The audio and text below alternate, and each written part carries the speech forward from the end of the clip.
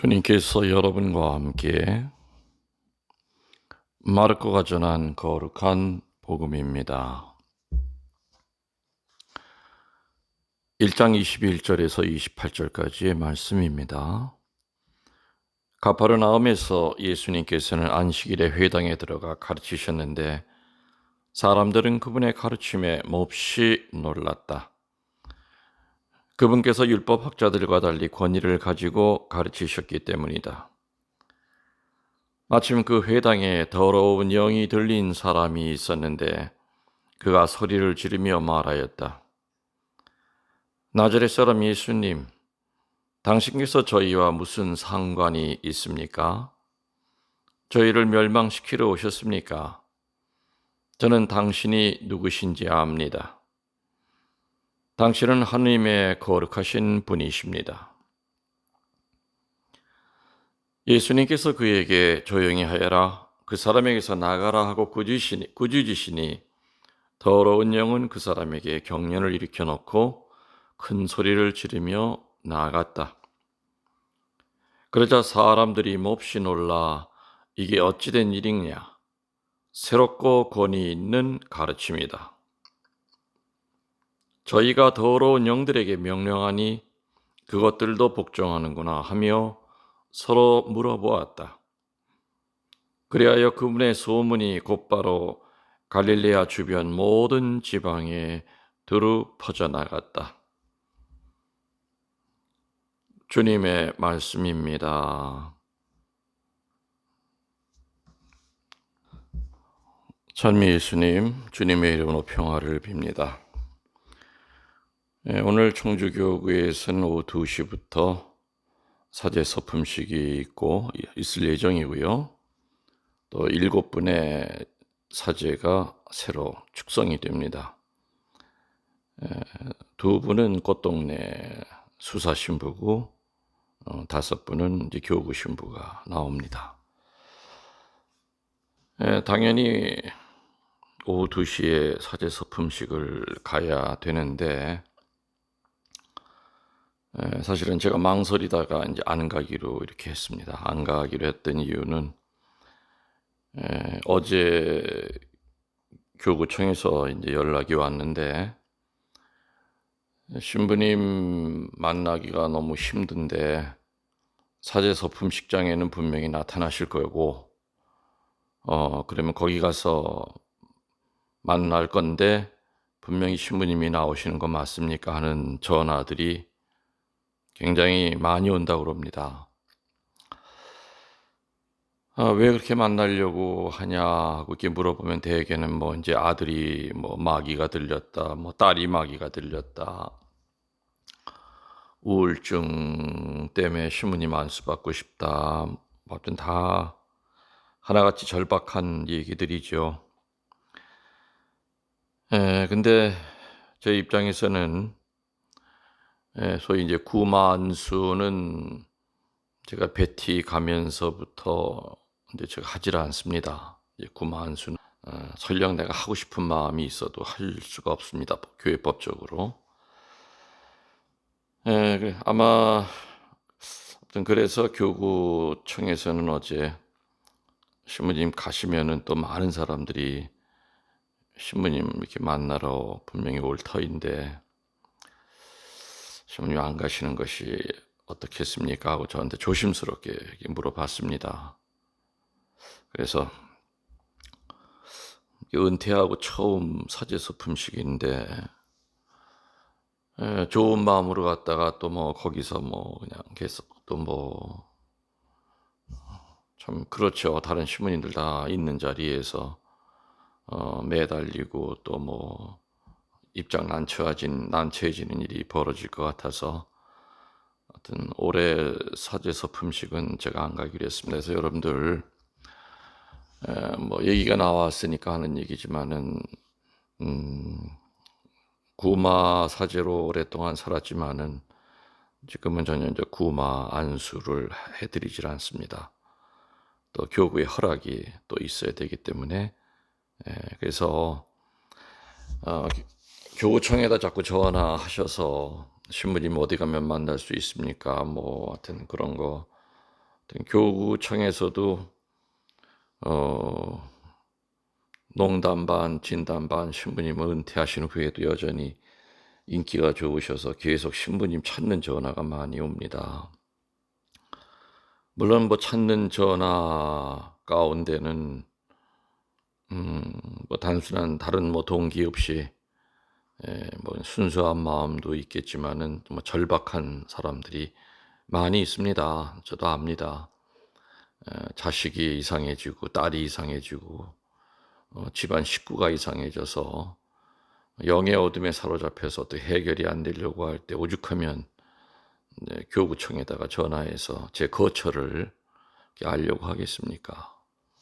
아무튼 지금 그렇지만 저는 지금 이제 사정이 현재 제 입장이 그렇고 또 제가 아주 살 곳으로 가더라도 거기에서도 역시 오픈을 절대 못합니다. 은퇴한 이유는 그래도 모든 거로 좀 자유로워지려고 한 건데 거기 어떤 뭐 아무런 예고 없이 찾아와서 무조건 만나자 뭐 이건 되질 않습니다. 그래서 저에게도 좀 이렇게 좀 쉴 수 있는 시간을 좀 주시기 바랍니다. 그리고 그곳에 가서 뭐 치유센터라든지 이런 거 저 안 합니다. 그리고 교구에서 근데 허락을 맡아야 되는 거고요. 그렇기 때문에 뭐 영적으로 좀 이상하면 신부님 찾아간다 하는 거 좀 서운하게 들릴지 모르지만 뭐 찾아오지 마십시오. 그리고 은퇴한 후에 저도 제 삶을 좀 가져야 될 것 같고요. 하여튼 그리고 노력은 하겠습니다. 이렇게 어떤 유튜브를 통해서 간접적으로 여러분들 이렇게 만날 수 있고 또 강론하면서도 또 열심히 저는 기도하는 마음으로 강론하기 때문에 강론을 들으시면서도 구마가 저는 일어난다고 봅니다. 그리고 또 치유도 분명히 될 수 있다고 이렇게 봅니다. 그래서 오늘 오죽하면 제가 사제서 품시기를 못 가겠습니까? 그리고 또 교구청에서도 또 얼마나 또 걱정이 되면은 저에게 그런 전화를 어저께 하셨을까. 그래서 고민해보고 또 누구랑 또 상의도 좀 해볼까 해도 그것도 전화를 드려도 전화를 때마침 잘 받지 못하셔서 상의를 못하고 하여튼 올해는 가고 싶은 것을 참는 것도 아무튼 일단 하느님의 뜻이다 이렇게 생각하고 가고 싶은 거를 못 가는 것도 하나의 그냥 그 고통도 봉헌하지 않은 마음으로 이제 2시에 열리는 그 시간에 저는 이제 기도할 겁니다. 새 사제들, 새 부제들을 위해서. 그러니까 하여튼 다시 부탁드립니다. 교구청에 제 거처하려고 이렇게 하지 마시고 신부님 어디 가면 만납니까? 뭐 그런 전화. 아무튼 뭐 나쁜 뜻으로 뭐 이렇게 투서식으로 전화 오는 건 없기 때문에 참 다행이지요. 그다음 아무튼 신부님 만나 뵈려면은 어떡합니까 하는 그런 전화를 하기 때문에 교구청 직원들도 신부님은 은퇴한 후에도 여전히 인기가 좋다 뭐 이렇게 농담식으로 얘기를 한다고 그럽니다. 또 그렇지만 아무튼 오늘 사제서품식장에서는 잘못하면은 또 생각하지도 않았던 또 여러 가지 또 일들이 생길 수도 있기 때문에 일단 코로나 시대이기 때문에 일단은 저는 사람을 거의 만나질 않고 삽니다. 아무튼 그리고 어떤 이렇게 SNS 또 이렇게 어떤 유튜브 통해서 여러분 만나는 걸로 저는 하는 게 감사드리고 있으니까 뭐 제가 임시로 살고 있는 아파트 거처를 알려고 하신다든지 또 뭐 행사 같은 거 있을 때 찾아오셔서 저를 만나서 하려고 하든지 아무튼 그런 거는 좀 상가해 주시면 저도 좋겠습니다. 아무튼 오늘 제가 서품시계를 못 가서 좀 마음이 좀 찹찹하긴 합니다. 오늘 어떤 좀 서론이 좀 길었습니다만은 제가 한 번은 얘기를 드려야 될 부분 같아서 어떤 또 신자들 또 이렇게 저에게 어떤 그런 쪽에 기대를 갖고 계신 분들 또 그 희망이 또 이렇게 꺾이는 것 같아서 마음도 저도 마음이 아프지만은 사전에 어떤 교회법을 따라야 됩니다. 또 교회법 절차대로 해야 되기 때문에 일단은 저는 구만수를 지금 못합니다. 그렇기 때문에 아예 찾아올 생각하지 마시기 바랍니다. 부탁드리겠습니다. 그리고 또 아무튼 그렇게 따라주실 거라고 저는 또 믿습니다. 오늘 연중 일주 화요일 복음의 중요 묵상 단어는 권위 있는 가르침과 두 번째 구마입니다. 구마. 권위 있는 가르침과 구마가 오늘 복음의 중요 묵상 단어입니다. 오늘 예수님의 그 권위 있는 말씀이 드러나고 마귀 들린 더러운 영이 떠나간 장소가 어디라고 그랬습니까? 복음에 어디라고 나오죠? 회당이라고 나옵니다. 회당은 어떤 곳인가 하는 것을 좀 간단히 좀 살펴보면은요, 회당을 시나고가라고 얘기합니다. 히브리 말로 회당.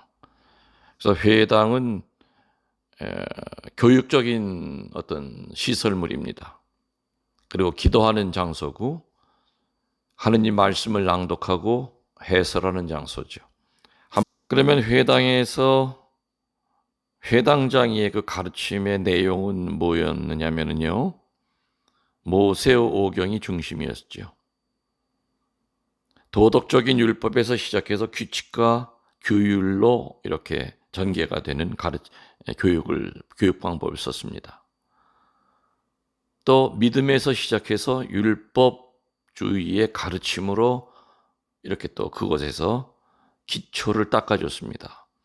그래서 아주 어릴 때부터 철저하게 회당에서 유대인들은 율법주의에 이렇게 빠져들게끔 교육제도가 그렇게 되어 있었던 거였습니다. 글쎄, 비유가 된데 마치 이북에서 아주 꼬맹이 때부터 김일성 아버지 하면서 아바지 하면서 위대한 수령하면서 이렇게 세뇌가 되듯이 아주 어릴 때부터 이 교육은 참 무섭습니다. 반복 교육. 거기서 틀 안에서 빠져나가지를 못하죠. 못합니다. 오늘 복음의 중요 묵상 단어가 첫 번째가 권위 있는 가르침이라고 그랬습니다. 두 번째가 구마라고 그랬죠. 그리고 이 권위 있는 가르침과 구마가 일어난 장소가 회당이라고 그랬고, 회당이 어떤 것이냐 하는 것을 간단히 설명을 드렸습니다. 여러분들 세례를 받으시면서부터 미사 때마다 평일이든 주일이든 사제들의 강론을 듣습니다. 근데 분명히 강론은 다 똑같은 강론은 아닌 것 같습니다. 도덕적이고 율법적인 강론이 있죠. 그리고 또 똑같은 복음을 가지고 강론하여도 신부님들마다 또 다르게 이렇게 전달해 줍니다. 오늘 복음에 나오는 예수님처럼 권위가 있는 가르침이 있는가 하면 바람에 흔들리는 촛불처럼 힘이 없는 강론도 있습니다. 그럼 도대체 권위가 있는 가르침이라는 건 뭔가? 오늘 복음의 주요 키워드, 권위가 있는 가르침이라는 건 뭔가? 당연히 권위에서 뿜어져 나오는 카리스마입니다. 은사가 있는 가르침이 되는 것이죠. 이게 바로 권위가 있는 가르침의 정의입니다. 권위가 없는 존재가 어떻게 권위가 있는 가르침을 가르칠 수 있을까요? 그 말이 안 되죠. 그래서 권위 있는 가르침이 나오려면은 그 가르침이 나오는 존재 자체가 권위가 있어야 됩니다. 그래야만 거기서 은사가 뿜어져 나오는 가르침을 듣게 됩니다. 그래서 이러한 은사가 있는, 은사를 우리들이 카리스마라고 그럽니다. 이런 은사가 있는 권위 있는 가르침을 듣는 사람은 반드시 변화가 옵니다. 그리고 치유가 됩니다. 영과 육이 함께 치유가 됩니다. 그렇지만은 권위 있는 가르침이 아니라 예수님 시대에 소위 랍비들이 가르쳤던 율법적인 가르침은 뭐냐? 제가 여러 번 비유를 들었죠. 죄가 무엇인지를 보여주는 거울과 같을 뿐이지 거울은 절대 나를 치유시키지 못합니다. 거울은 우리의 모습을 정직하게 보여주기는 하지만 그 거울 자체가 우리를 치유시켜 주지 못하죠. 그래서 율법적인 가르침은 들어도 치유가 되질 않습니다. 또 권위 있는 가르침은 그 가르침의 그 시간의 양에 의해 결정되는 것이 아니라 그 내용에 있습니다. 아주 옛날 제가 신학생 때 어느 교수 신부님이 그런 말을 하신 적이 있었는데 저는 동의할 수가 없었습니다. 그때 그 교수 신부님이 뭐라고 그랬느냐.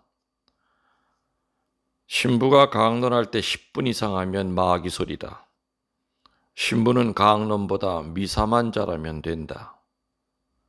강론은 설교는 목사들이나 잘하면 되는 것이지 신부가 강론을 잘할 필요는 없다. 저는 그때 그 얘기에 절대로 동의할 수가 없었습니다. 사제가 강론도 잘하고 미사도 열심히 드려서 성체를 만들면 그게 바로 참다운 목자가 아닌가. 그리고 어떻게 10분 이상 하면 그게 마귀 소리인가. 권위 있는 가르침은 길고 짧음의 문제가 아닙니다. 5분짜리 강론이라도 지루한 강론이 있고요. 1시간을 하더라도 5분처럼 짧게 느껴지는 강론이 있습니다. 한마디로 감동을 주는 강론이 있다는 겁니다. 거룩한 미사 성제와 깊은 묵상에서 나오는 권위 있는 강론을 듣고 어느 교우들이 안 변할 수 있겠습니까? 그래서 저는 신학생 때부터 말씀의 은사와 치유의 은사와 구마의 은사를 달라고 제 나름대로 열심히 기도했습니다. 그래서 오늘 복음의 두 개의 주제 중에 하나인 권위 있는 가르침에 대한 것을 제가 짧게 핵심을 얘기를 드렸습니다. 두 번째 테마는 부마자입니다. 더러운 영이 들어온 부마자를 쫓아내는 얘기가 나옵니다. 그 부마자는 예수님에게 뭐라 그럽니까? 나자렛 사람 예수여, 당신께서 저희와 무슨 상관이 있습니까? 저희를 멸망시키러 오셨습니까? 저는 당신이 누군지 압니다. 당신은 하나님의 거룩하신 분이십니다. 마귀의 입에서도 예수님의 그 존재를 정의합니다. 그러자 예수님께서는 그에게 조용히 하여라, 그 사람에게서 나가라 하고 꾸짖으시니 더러운 영은 그 사람에게 경련을 일으켜 놓고 큰 소리를 지르며 나아갔다.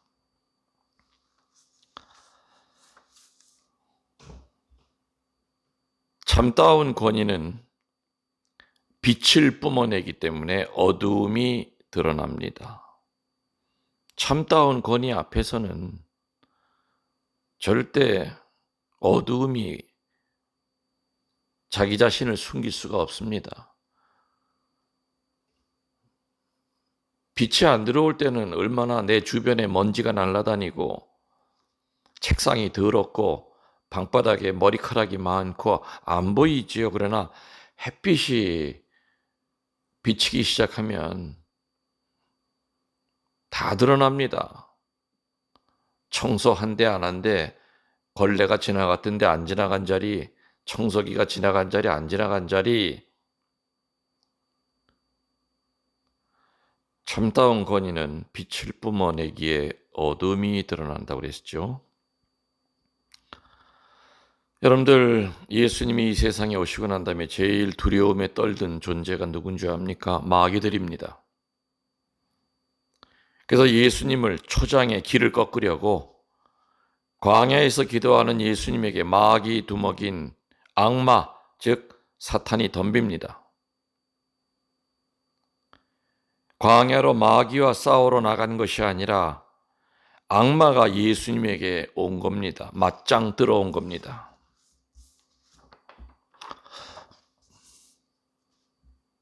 세 번의 싸움 끝에 왕초마귀인 악마가 무참히 지고 나니까 졸개 마귀들은 난리가 난 겁니다. 두목을 때려잡는 예수님이 오셨으니 또 그 제자들도 그런 힘을 받았으니 마귀들은 살 길이 막막했을 겁니다. 그래서 뭐라고 그랬다고요? 저희를 멸망시키러 오셨습니까?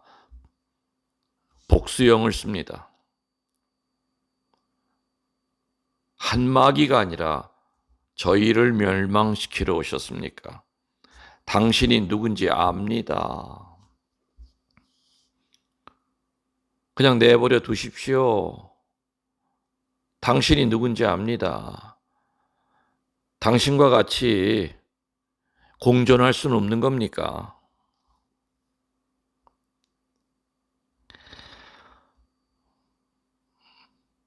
예수님이 요르단강에서 세례 받으시고 광야에서 악마와 싸우시고 제자들을 선발하시고 나서 오늘 회당에서 구마 사역을 하십니다.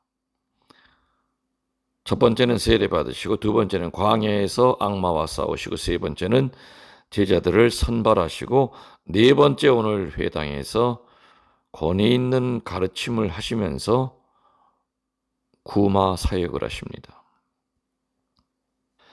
저는 한평생 부마자들을 상대해 왔습니다. 마귀는 관념이나 철학적인 신화가 아니라 실제 존재하는 실존체입니다. 구마 사제는 생각으로만 되는 것이 아니라 교육과 훈련을 받아야 합니다. 그래서 정말 고위 성직자분들이 저는 생각이 바뀌어야 된다고 합니다. 바뀌어야 된다고 합니다. 없어진 신학교에서 그 과목을 다시 커리큘럼에 집어넣어야죠. 그리고 교구마다 구마 사제를 양성하셔야 됩니다. 암담한 현실이지요. 구마 사제가 없습니다. 그리고 뭔가 그쪽에 관심을 가지려고 하면 키워주질 않습니다.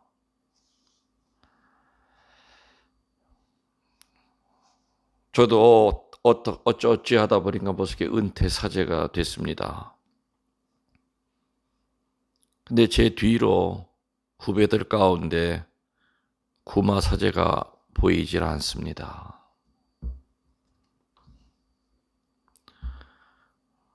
베네딕토 16세 교황님도 분명히 각 교구마다 구마 사제를 양성하라는 훈령을 분명히 내렸음에도 불구하고 구마 사제의 교육에 대한 이야기는 저는 한 번도 들어본 적이 없습니다.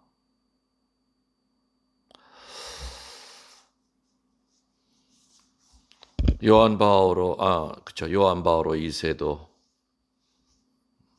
강론 중에 교회의 유리창 틈으로 어둠이 들어오고 있다. 심각한 얘기를 하셨습니다. 각 교구의 교구장 주교님들도 정말 사목교소라든지 아니면 견진을 주러 가셔서 마귀에 싸워 이길 수 있는 방법을 알려줘야 됩니다. 양들에게. 그리고 사제들도 그쪽에 관심을 갖도록 교구장 주교님들이 독려해 주셔야 됩니다.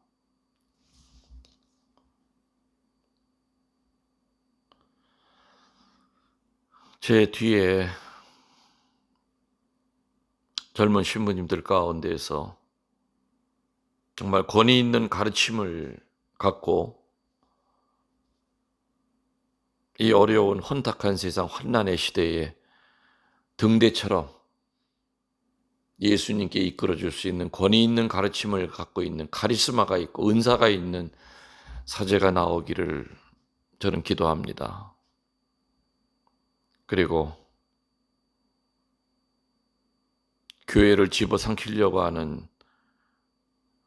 이 악마의 이 존재를 교회가 모든 힘을 같이 합쳐서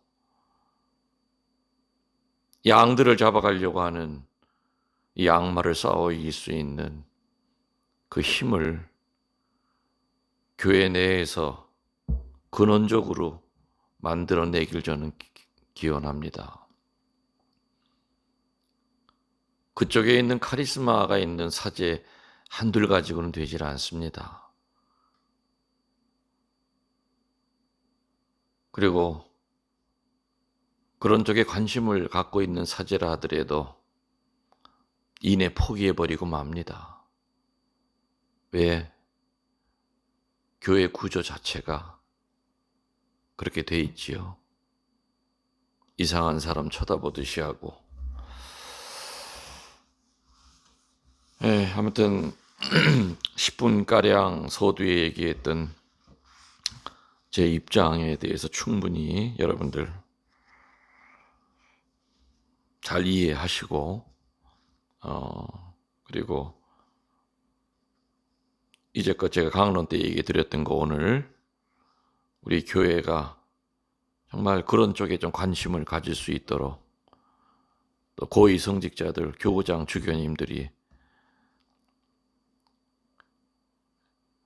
양들을 악마로부터 막아낼 수 있는 그러한 참다운 목자로 정말 모든 주교님들이 그렇게 되시기를 저는 간절히 기도하고 여러분들도 기도 중에 주교님들을 위해서 주교님들의 올바른 분별을 위해서 기도 열심히 해주시기를 간절히 당부드립니다. 여러분들 영혼에 영혼을 더해서 진심으로 사랑합니다. 감사합니다.